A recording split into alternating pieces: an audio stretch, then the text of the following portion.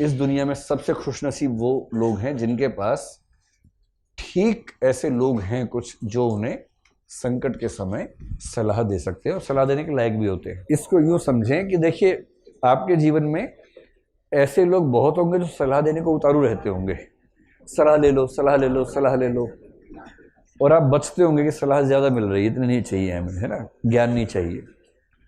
और जिस मुद्दे पर आपको सलाह चाहिए उस पर भी देने को 50 लोग तैयार बैठे हैं, और वो सलाह ऐसी देंगे कि आपका जो विश्वास थोड़ा बहुत उन पर था वो भी हट जाता है उसके बाद से विश्वास।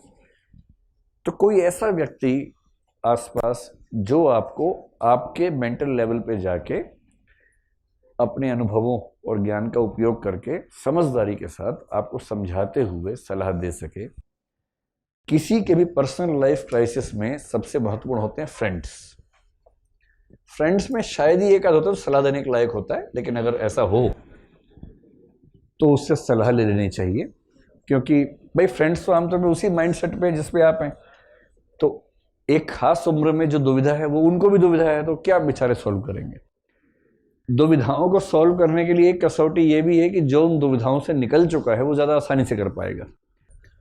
मैच्योर होने के बहुत सारे अर्थों में से एक ये भी है कि जिस चीज़ के लिए आप 10 साल पहले जान देते थे, आज आप उस पर हंस पा रहे हैं कि अरे मैं इस पे जान देता था, अरे कितना कद्दू था मैं पहले।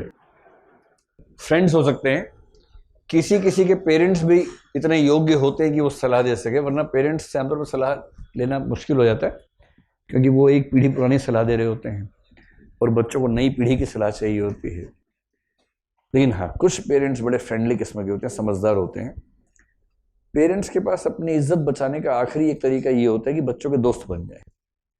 इसके अलावा अपनी इज्जत बनाए रखने का कोई तरीका उनके पास है नहीं बेसिकली, वरना प्रेस्टीज तो रहती है, एस्टीम नहीं रहती है। इन दोनों का अंतर समझ रहे हो? प्रेस्टीज मतलब ओहदा तो रहता है पर अंदर से सम्मान नहीं आता है बच्चों के मन में। ओहदा है, बाबूजी बाबूजी प्रणाम बाबूजी, और निकल लिए वहां से, तो बात नहीं करेंगे आपसे, डिस्कशन नहीं करेंगे, क्योंकि उनको पता है कि ये अपनी पीढ़ी में ही रहेगा, हमारी पीढ़ी पे उतरेगा नहीं।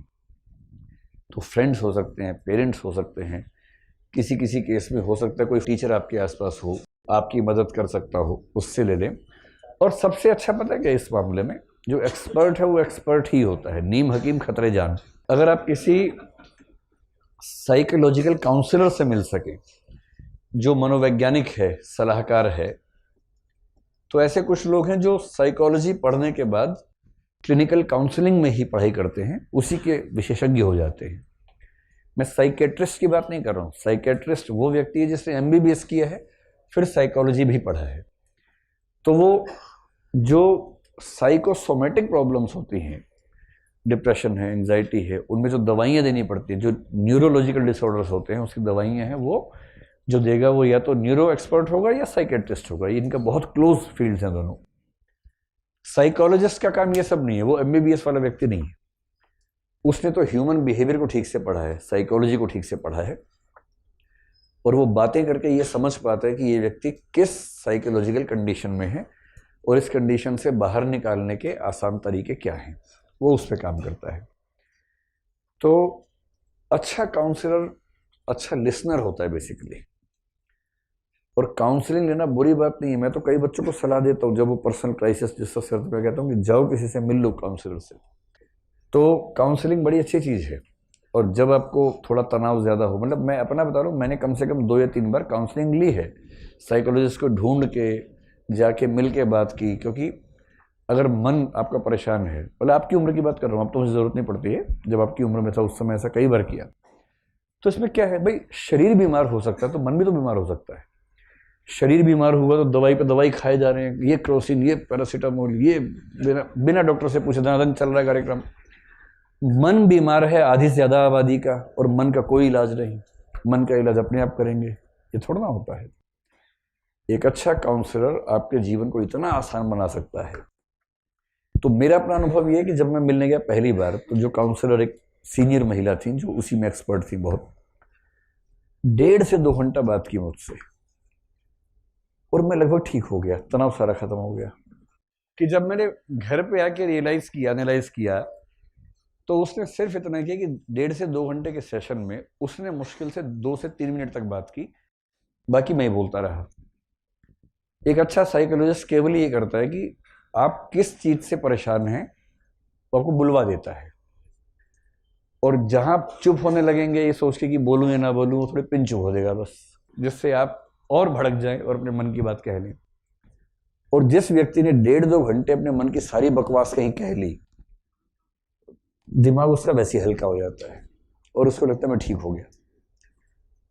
अच्छा काउंसलर बनना हो आपको भी, आपके फ्रेंड्स भी तनाव में होंगे कभी ना कभी, छोटा भाई बहन हो सकता है, जब भी आपके आसपास कोई तनाव में हो, केवल अच्छे लिसनर बन जाइए। और अच्छा लिसनर होने के लिए केवल इतना करना है कि सामने वाला बोलता रहे और खुद अपनी जुबान बंद रखिए, और मुंडी इतना जोर जोर से हिलाइए कि उसको लगे उसकी बात सीधे आपकी आत्मा में उतर रही है। वो कुछ भी बोले कि पता है क्या हुआ, बोलो क्या हुआ, ऐसे करके एकदम लगे कि आप रो ही पड़ेंगे, इतना इन्वॉल्व है उसके साथ। बेशक मन में आपको कुछ और चल रहा हो कि 1 घंटा हो गया कम वक्त को, लेकिन चेहरे पर भाव ही हो अच्छा अच्छा, ऐसे करते रहिए। 1-1.5 घंटा उसको बोलने दीजिए। आप पाएंगे कि वो व्यक्ति 3/4 ठीक हो गई जाएगा उस दिन। इतना खेल है। और थोड़ी सी सही सलाह भी दे दीजिए। सही सलाह केवल लिस्नर होने से नहीं आती है, उसके लिए थोड़ा सा अनुभव, थोड़ी उस तरह की पढ़ाई लिखाई हो तो चीज़ें आसान रहती हैं। इसलिए J.S. मिल ने कहा कि सबसे अच्छी गाइडेंस वही देगा जिसने जीवन के हर रंग को जिया हुआ है, क्योंकि उसको पता है कि किस किस कंडीशन में क्या क्या स्थितियां बन सकती हैं। जिसने जीवन को एक तरफ से ही जी लिया वो क्या सलाह देगा। सलाह देने के लिए पहले आपको उन स्थितियों से गुजरना पड़ेगा ना, तब तो आप सलाह देने की स्थिति में रहेंगे। तो अगर कोई पूछे कि पर्सनल लाइफ क्राइसिस या इथिकल डायलेमा कैसे सॉल्व करें, चौथी स्ट्रेटेजी ये है कि किसी बेहतर व्यक्ति से सलाह लीजिए, और उसमें डिपेंड करता है कि किसी खास सिचुएशन में इनमें से कोई भी आपके लिए बेस्ट हो सकता है। जो उस सिचुएशन में बेस्ट है आपके लिए, उस व्यक्ति से परामर्श लीजिए। और परामर्श का मतलब केवल परामर्श होता है, आदेश नहीं। अंततः वही करना चाहिए जो आपको ठीक लगे।